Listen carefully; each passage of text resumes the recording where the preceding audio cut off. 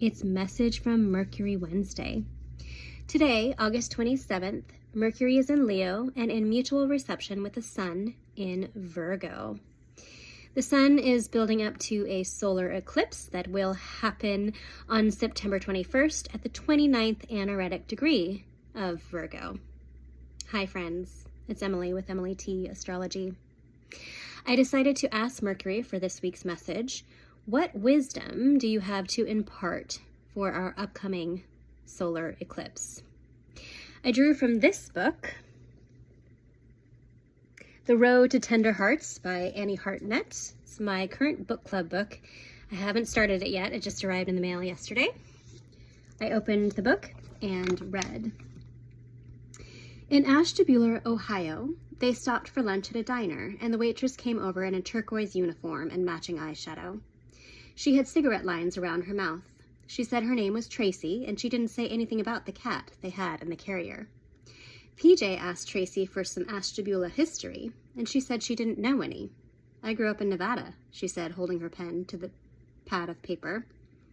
But first, PJ wanted to know how Tracy had gotten all the way here to Ashtabula from Nevada.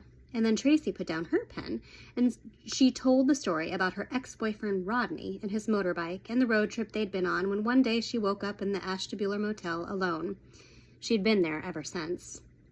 Sophie was worried her dad was going to offer Tracy a ride back to Nevada and wished her dad was the type to leave waitresses alone. But instead, her dad said, "I'm so sorry he abandoned you." Sometimes in life, through fate or destiny, we end up in places we never thought we'd be, and somehow we get stuck there. Eclipses often shake things up. They have a sense of volatile energy and a sense of the hand of God reaching out and touching our lives.